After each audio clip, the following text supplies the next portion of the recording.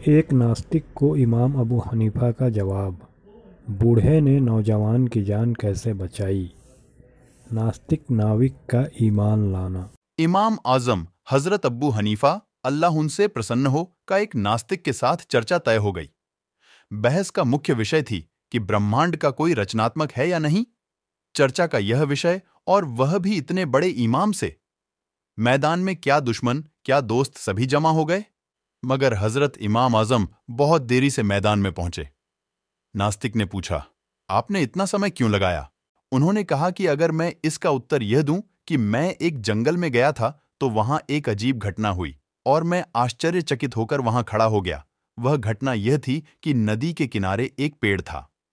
देखते ही देखते वह वृक्ष आप ही भूमि पर गिरा, फिर आप ही उसके तख्ते बन गए, फिर इन तख्तों से आप ही एक नाव बन गई और आप ही नदी में जा पहुंची, और फिर आप ही यह यात्रियों को इधर उधर लाने और ले जाने लगी, फिर प्रत्येक सवारी से भाड़ा भी वसूलने लगी। तो बताओ, क्या तुम मुझ पर विश्वास करोगे? यह सुनकर नास्तिक हंसा और बोला, मुझे आश्चर्य है कि आप जैसा महान आदमी झूठ बोले। ये चीजें अपने आप कहीं हो सकती हैं? ऐसा तब तक नहीं हो सकता जब तक इसे कोई करने वाला ना हो। हजरत इमाम आजम ने कहा कि ये तो कुछ भी नहीं। वास्तव में इससे भी बड़े बड़े कार्य बिना किसी के किए स्वयं हो सकते हैं।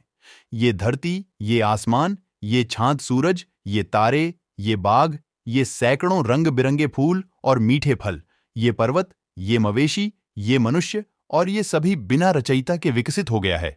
यदि एक नाव का बिना बनाने वाले के बन जाना मिथ्या है, तो बिना रचयिता के सारा संसार का बन जाना और भी अधिक मिथ्या है। वह नास्तिक आपकी बात से आश्चर्यचकित हो गया और तुरंत पश्चाताप किया और मुसलमान बन गया। तफसीर कबीर पृष्ठ 221 खंड A1 पाठ। वास्तव में इस ब्रह्मांड का एक निर्माता है जिसका नाम अल्लाह है, और अस्तित्व को नकारना भी तर्क के विरुद्ध है।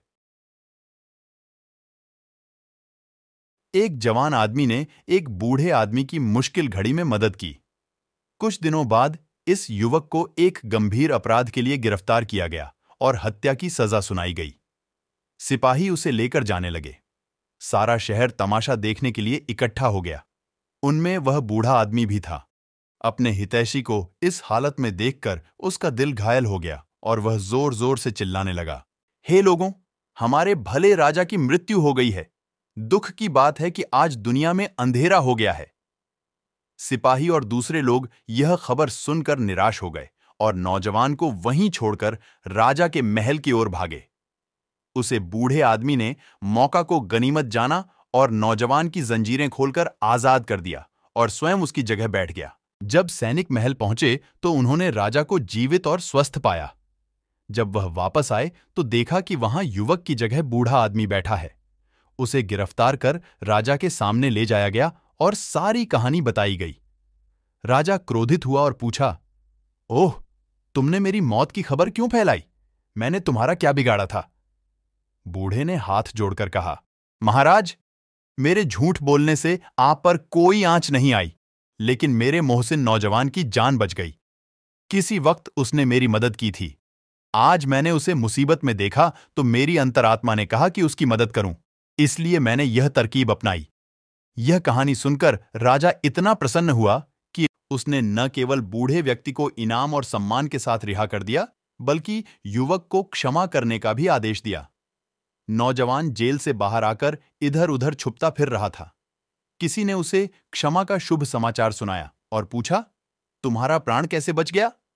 उसने उत्तर दिया, सहायता के लिए दी गई एक छोटी सी धनराशि। इमाम जाफर सादिक अल्लाह उनसे प्रसन्न हो से एक नास्तिक नाविक की बातचीत हुई।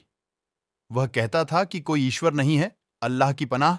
उन्होंने नाविक से कहा, तुम नाव चलाते हो, बताओ क्या कभी तूफान की चपेट में आए हो? उसने कहा, हां, मुझे अच्छी तरह याद है कि एक बार मेरी नाव समंदर के तेज तूफान में फंस गई। हजरत इमाम जाफर ने कहा, फिर क्या हुआ? उसने कहा, मेरी नाव डूब गई और जो लोग उस पर सवार थे वे डूबकर मर गए। इमाम जाफर ने पूछा, फिर तुम कैसे बच गए? उसने कहा, मेरे हाथ जहाज का एक तख्ता लग गया और मैं उसके सहारे तैरते हुए किनारे के थोड़ा करीब पहुंच गया, मगर अभी किनारे से थोड़ा दूर था कि वो तख्ता भी मेरे हाथ से छूट गया। फिर मैंने खुद ही प्रयास करना शुरू किया और हाथ पैर मारकर किसी तरह किनारे पर आ गया। हजरत इमाम जाफर सादिक ने कहा कि जब तुम अपने जहाज पर सवार थे तो तुम्हें अपने जहाज पर विश्वास था कि वह पार करा देगा, और जब नाव डूब गई तो यह विश्वास उस तख्ते पर रह गई जो तुम्हारे हाथ में था। मगर जब यह भी हाथ से निकल गया तो अब सोचकर बताओ कि इस अभावग्रस्त समय में क्या तुम्हें यह आशा थी कि यदि अब भी कोई बचाना चाहे तो मैं बच सकता हूं? उन्होंने कहा, हां, आशा थी। हजरत ने कहा, मगर वह आशा थी किससे? कौन बचा सकता है? अब वह चुपचाप हो गया। हजरत ने कहा, उस संकट के समय में तुम्हें जिस पर विश्वास था वही अल्लाह है, और उसने तुम्हें बचाया था। यह सुनकर नाविक ने इस्लाम धर्म अपना लिया। तफसीर कबीर पृष्ठ 221 खंड 1। सीख, ईश्वर है और अवश्य है, और संकट के समय मनुष्य अनायास ही ईश्वर की ओर ऐसे देखता है मानो वही इस संकट से निजात दिला सकता है।